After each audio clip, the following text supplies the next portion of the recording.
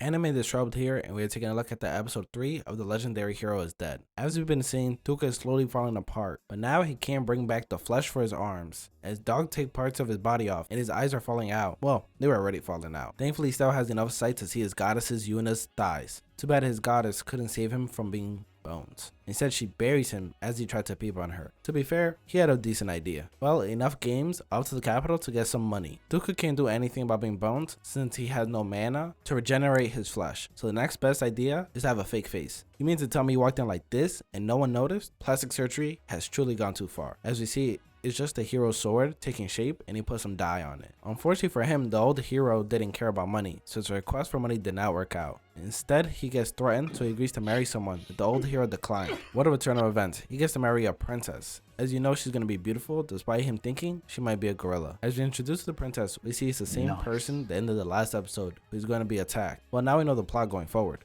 He manages to convince the princess it's a curse and actually turns down the princess. This idiot. Screw you other girls, they don't like you. This is a princess we're talking about. He settles for a date since he managed to postpone their marriage until after he saves the world. But with his body looking like this, it won't hold up another day, much less survive in the world. But off to Yuna and Anri, as this creepy ass doctor finds her necromancer and invites her back to his place. Everything about him seems shady, but he has magic enhancement pills, so he must strike a deal, as it costs 100 million. Thankfully, he's a reasonable man, bartering with them, as he only asks Anri to show him the rest of her body. Yeah, we knew he was shady, and that about sums it up, except they do a fake out, as Yuna suggests using her body, but he just wants to see the magic crystal in Anri's body to help him save people. As we can see, there are no normal people in the show, as a princess needs more food than a family of 4 to not die from starvation, but we'll get back to this. First, some more fan service, as they put Yuna in this getup made from devil leather, set to increase physical enhancement. There's only one physical being enhanced, and that would be Tuca's. Well, it doesn't last long, as Yuna puts it under her clothes. Off to devil hunting they go with some other adventurers, but they get tricked by the enemies we saw at the end of episode 2. Who could have seen that coming? Some shady adventurers invite you to a secret spot. Of course they're gonna kidnap you. We are back at the princess who can't store mana in her body, so in order to combat this, she is the world's fastest eater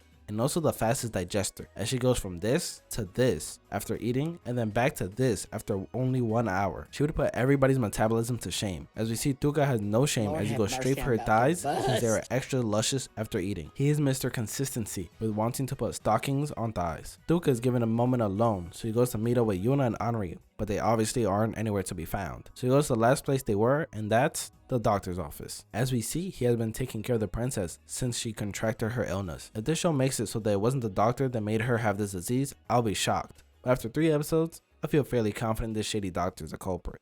Don't wait long for the answer, as we see he's a skeleton man and goes to give Yuna some time in his dungeon. Well, typical bad shit, crazy antagonist stuff. He wants to offer parts to devils to achieve peace without sealing the gates, as he wants to strip everybody to their bones. Sounds like a solid plan. And then he wants to use Anri as a fall person. Insane, but honestly, not a bad plan. You find someone with your power to blame it on, and it makes sense since necromancers are already discriminated. No one's gonna think twice to put the blame on them. A logical villain, something I wasn't fully expecting, other than making everybody bones, of course. Well, 2 days later is the festival, and we can only see what is in store for us.